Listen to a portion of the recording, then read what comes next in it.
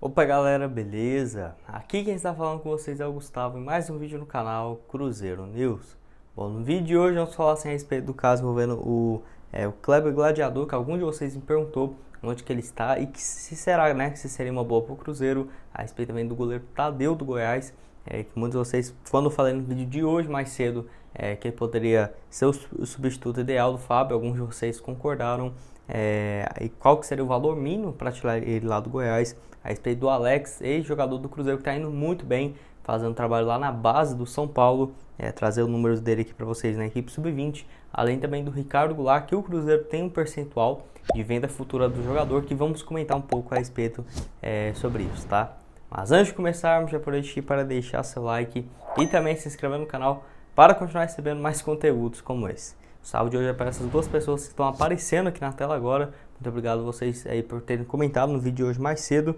Caso você queira aparecer aqui no vídeo de amanhã, já deixe seu comentário aqui embaixo de onde você é. Que aí nesse sim eu vou mandar um salve, vou falar seu nome e de onde você mora, beleza? Bom, e antes de começarmos com as notícias, tem um recado muito importante para vocês, que é a respeito do meu amigo lá do Clube HT PV, que assim, tem diversas opções de conteúdo para vocês, inclusive caso você queira assistir os jogos do Cruzeiro e não queira pagar aquela taxa do Premier que é gigantesca, e você vai poder assistir os jogos do Cruzeiro sem delay, ao vivo, em HD, pelo seu celular ou pela sua televisão, por apenas R$ 30 por mês. E ainda assim, se fosse só pelos jogos do Cruzeiro já estava ótimo, um excelente valor, mas ainda tem vários outros benefícios, como por exemplo, canais de filmes, de séries, de TV, no total mais de 40 mil conteúdos em 1.600 canais ao vivo para vocês, tá? Então vou deixar aqui, você vê lá os seus planos, tem também Netflix e vários outros canais de transmissão, como por exemplo o Amazon Prime, o Disney Plus, então recomendo muito vocês darem uma olhada, além dos jogos do Cruzeiro também, assistir o início da Champions League e também Libertadores, reta final do Brasileirão, então recomendo demais vocês darem uma olhada. Vou deixar aqui o primeiro link na descrição, você já chama ele lá no WhatsApp e paga, já vai ter o acesso imediato, inclusive para assistir o jogo do Cruzeiro já no domingo, diante do CRB, tá? Então corre lá e não perca essa chance. Bom, vamos começar falando sobre o Alex, que atualmente está lá no São Paulo e que assim, está fazendo um excelente trabalho por lá, tá?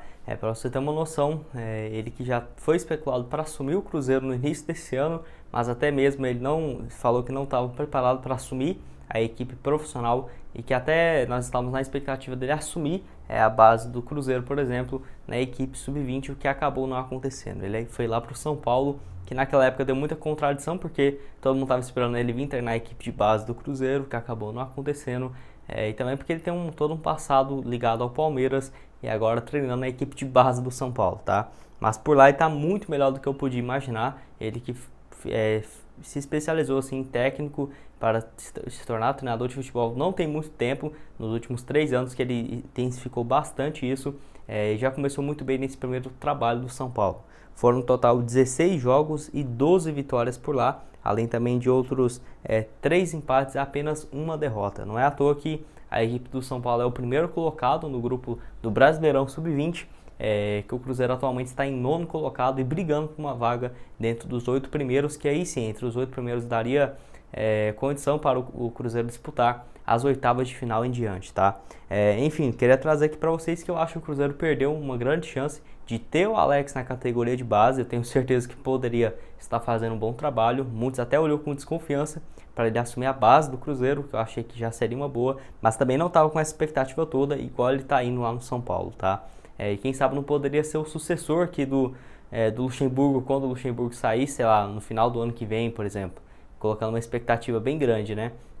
Em relação ao trabalho do Luxemburgo, aí sim o Alex assumir, quem sabe em 2023 ele já estaria preparado, o que até mesmo o canal do Nicola trouxe nessa última semana, se eu não me engano ele fez um vídeo na quarta-feira, falando que até os diretores do São Paulo, dentro da equipe, né, dentro do São Paulo, eles veem que se o Alex continuar desse jeito, vai ser o substituto natural do Crespo. O Crespo que está lá no São Paulo esse ano, ganhou o Paulistão, está indo bem também na Copa do Brasil e assim, tem uma expectativa grande também na Libertadores, ver o que vai acontecer.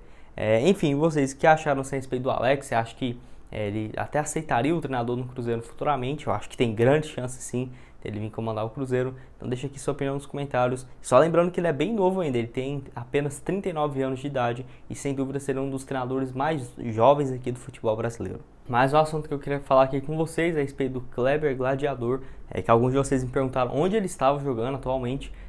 Que assim, se você for lembrar, no início do ano passado teve algumas especulações, em 2020 todo, né, que ele poderia voltar ao Cruzeiro e que alguns dos torcedores achavam sobre isso.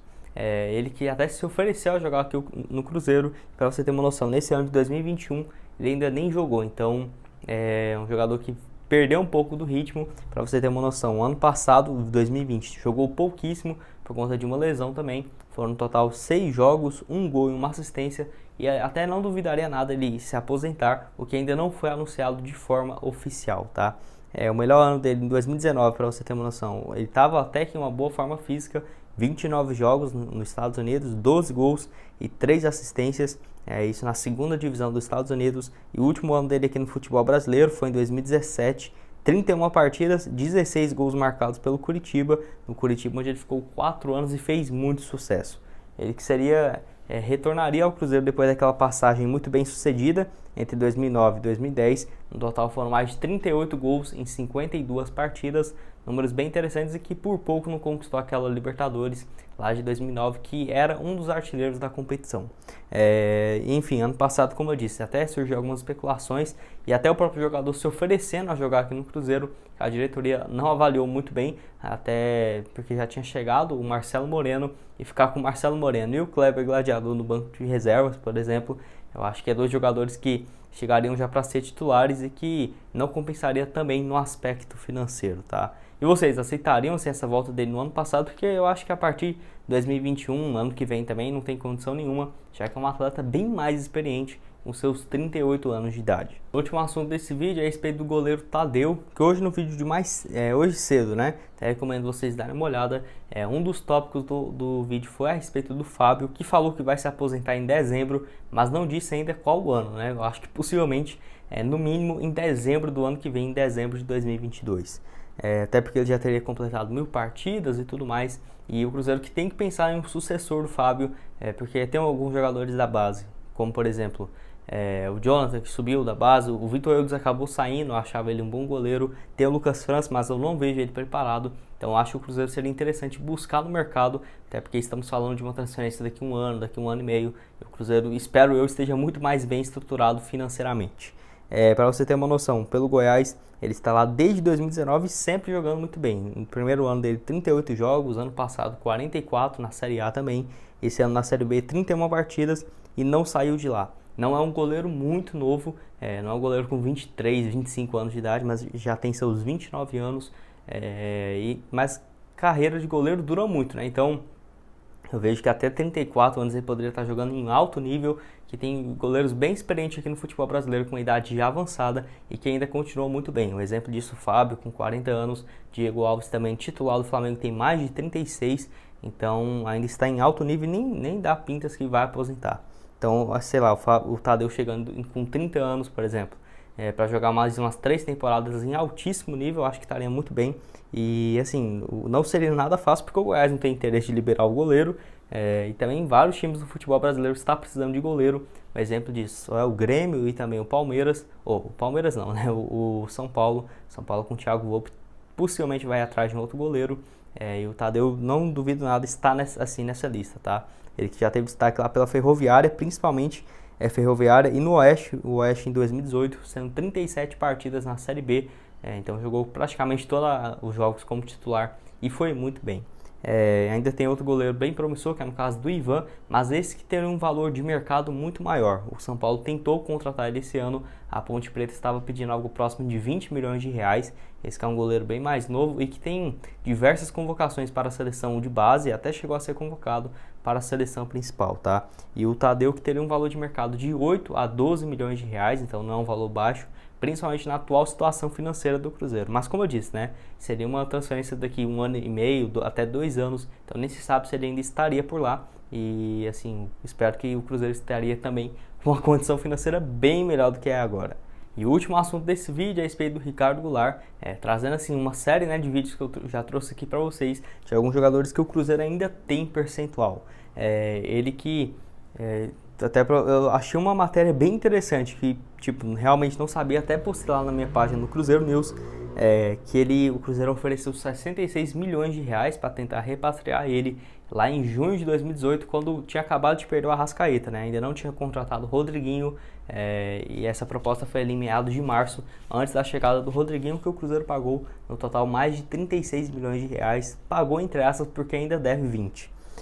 Enfim, a respeito assim do Ricardo Goulart, Cruzeiro que, como eu falei para vocês, tem um percentual bem pequeno de uma negociação futuro, que no caso é a respeito daquela taxa de vitrine, a taxa de mecanismo de solidariedade da FIFA, que ele chegou aqui no Cruzeiro em 2013, quando tinha 22 anos de idade.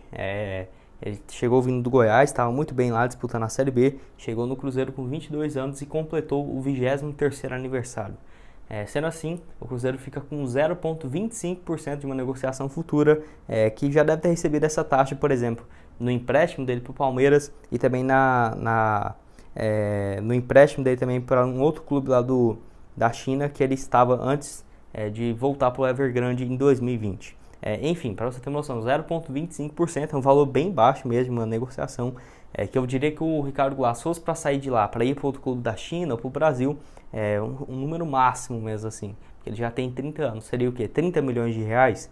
Vamos chutar 40 milhões, ou seja, 40 milhões de valor altíssimo, perto do que o Cruzeiro vendeu lá para o time chinês. 40 milhões, atualmente o Cruzeiro receberia cerca de 120 mil reais, então é um valor bem baixo, mas que ainda tem esse mecanismo de solidariedade. Mais um aqui que eu tenho certeza que você não sabia, que o Cruzeiro tem um percentual por conta do Ricardo Goulart. E caso você ainda esteja perguntando sobre o percentual que o Cruzeiro, sei lá, às vezes manteve 1%, 5%, 10%, saiba que o Cruzeiro negociou 50% das ações que tinha lá em 2015, quando negociou ele, foi um valor total de 48 milhões de reais, e como o Cruzeiro detinha 50% dos seus direitos econômicos, ficou com 24 milhões de reais, que foi o valor que o Cruzeiro iria ao mercado para buscar novos reforços para a posição, que acabou não acontecendo.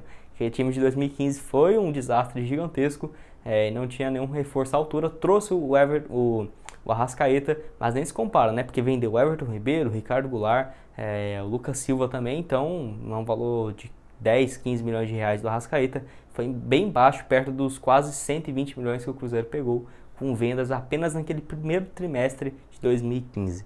Então o Cruzeiro não teria nenhum percentual e é um jogador que, como eu disse, já está com 30 anos de idade, teve uma passagem muito bem lá no Palmeiras, começou com tudo, mas acabou voltando de empréstimo porque recebeu uma outra proposta milionária. O valor naquela época, se não me engano, era mais de 6 milhões de reais. Então ele acabou saindo do Palmeiras em 2019.